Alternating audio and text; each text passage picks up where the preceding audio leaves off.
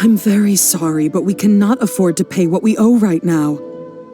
My husband has gone missing, and I'm still trying to find him. No, you misunderstand us. We are here to help with the investigation. We'd like to ask you some questions about Mr. Nagato's disappearance, if we may. Ah, I see. I thought the debt collectors had come to visit again. I'm sorry you have to see me in this dreadful state. Has some new information come out? Do you know where he's gone? I'm afraid we don't have any new information at the moment. We're still trying to find out as much as we can to inform our search. With this in mind, can we perhaps ask some questions about your family's current situation? For example, Paimon's struggling to understand why a collector would be strapped for Mora. That's a long story. Ever since I've known him, he's been an avid collector of all sorts of things. He'd always get so animated when he was showing them to me. I knew nothing about the items myself, but seeing how enthusiastic and excited they made him, I was happy to believe that they were just extremely important to him. Everything was fine when we first got married, but as time went by, things changed for the worse. Uh-oh, what happened? He lost his sense of restraint.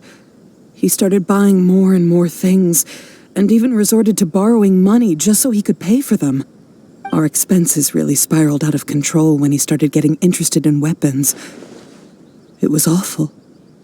There were days when he'd spend hours down at the warehouse admiring his weapons even as debt collectors were descending upon our house. He wouldn't sell them, wouldn't even touch them. Just sat there staring at them like he was in a trance. I'm happy he has a hobby and I'm willing to support him, but making ends meet has to come first. I've tried talking to him about it so many times, but he never listens. On the last day that I saw him, I gave him an ultimatum. I said, if he refused to sell his collectibles and pay off his debts, I would divorce him and take the children with me. Whoa! And that led to an argument. Actually, it didn't.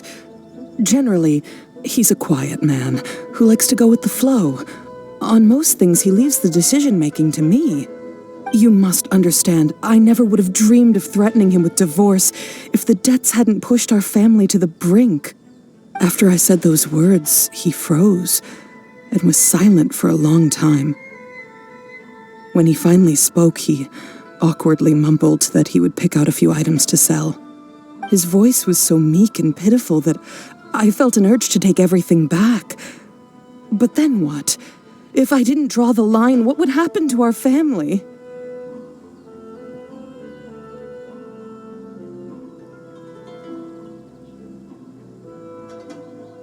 Had I not indulged his bad habits, we wouldn't have found ourselves in such a predicament. And I also don't know if he had actually come to his senses, or if he was simply angry with me. The next thing I heard was that our warehouse had caught fire, and both he and the buyer had gone missing. I see. I understand. Amin Omeyuya came to purchase a weapon from Mr. Nagato. During the sale, a fire broke out at the warehouse, and both men disappeared. At first, I assumed they must have gotten into an argument over the price. But my husband has never been one to negotiate. He never even haggles when he's out buying groceries, so it's hard to imagine him getting into a fierce argument. Maybe he was feeling the pressure from the debts? I don't know. He just disappeared after the warehouse burned down. Perhaps he's too afraid to come home now that all his collectibles have been lost in the fire, and he's got no way to pay off our debts. Even though I'm still a little mad at him, we're a family, and I want us to face our family's crisis together.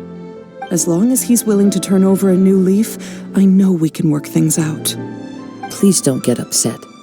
There could be more to this situation than meets the eye. If collecting things is a habit that Mr. Nagato had his whole life, it is quite unusual for this habit to change so drastically over a short period. But the information we gathered from the other side suggests Amenoma Yuya is also a mild-mannered man who would not be likely to start an argument. This situation is getting a little confusing. A little confusing? More like completely mystifying. Let's try a change of scenery and see if we can piece together what we've learned. Rest assured, we'll notify you if we find anything. Thank you so much. I just want him to come home.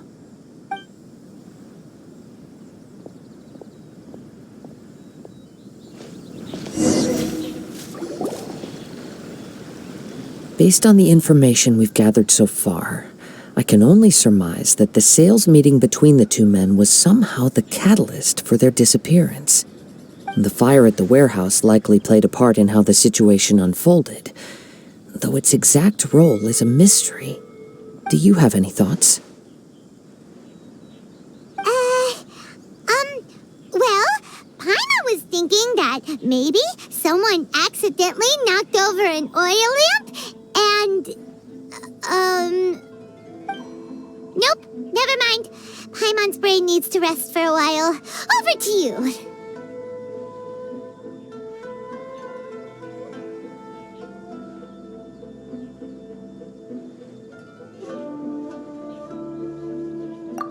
Right, I very much agree with you.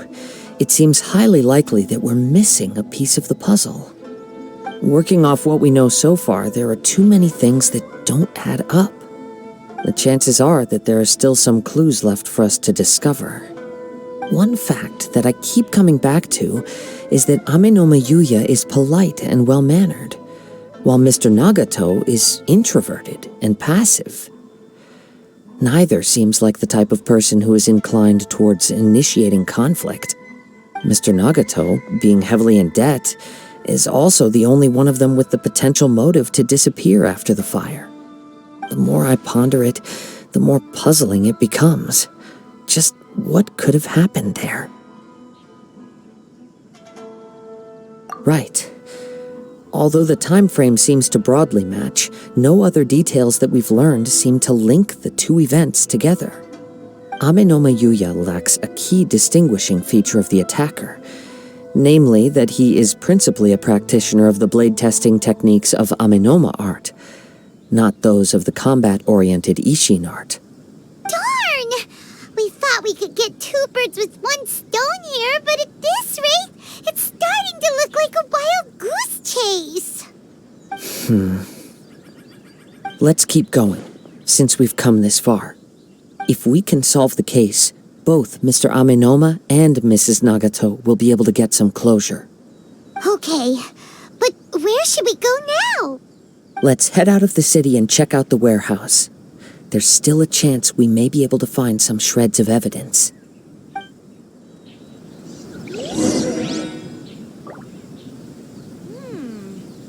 What's my first step in becoming an outstanding adventurer?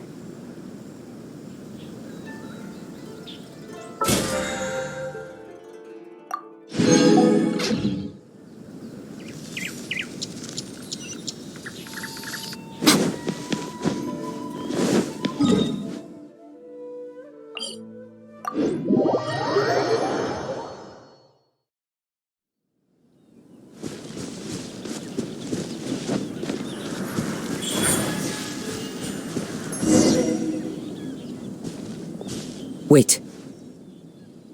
I hear something ominous in the wind. Oh! This must be another one of those sounds that only you can hear. As sketchy as that whole thing seems, you did put it to good use when we were chasing down that vision thief at Beto's tournament, so...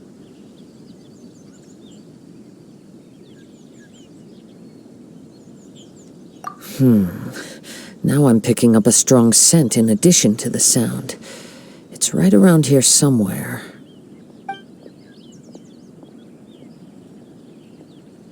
But there's nothing here. It's gone now, but I can still sense the direction it left in. It felt very much like that ancient presence in Inazuma, the remnants of the Tatarigami.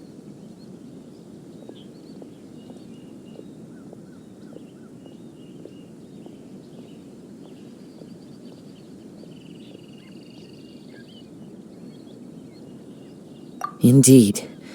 But this unexpected spring of inauspicious energy may prove to be of benefit to our investigation. We should remain vigilant and approach slowly.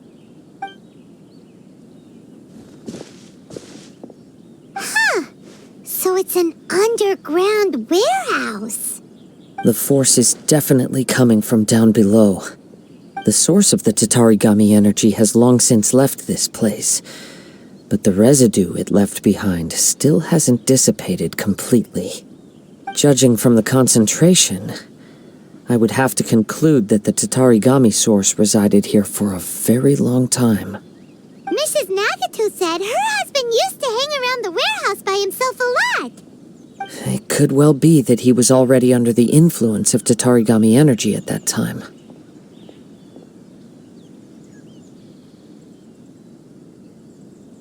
From what I've been told, Tatarigami does not turn all upon whom it preys into violent monsters, but most will develop a stubborn streak upon being exposed to the Tatarigami's unfulfilled will. Mr. Nagato had an interest in collecting to begin with. The influence of Tatarigami could explain why he became an obsessive hoarder, amassing more and more possessions even as he put himself in grave debt. So what should we do now? Go down and take a look? Step back. I'll open the door and take a look inside. If we don't open this door, we can move no closer to the truth. You needn't worry. Both of us have faced far greater dangers than this. Relatively speaking, the risk here is trivial.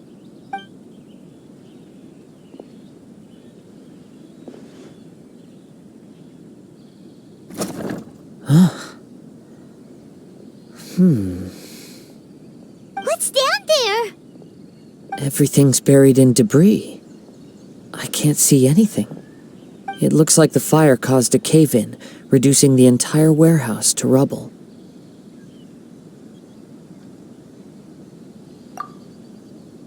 That was too scary! Paimon was so sure that the warehouse boogeyman was about to jump out at us! All we can do now is keep searching in the direction that the Tatarigami energy source left this place. 2 ordinary humans, entangled with the Tatarigami. I fear much misfortune has already befallen them. Yes, let's go. If nothing else, it's vital that we find out where this Tatarigami energy is coming from. Quiet your mind and focus on what you sense around you. Perhaps you too will perceive its ominous presence in the wind.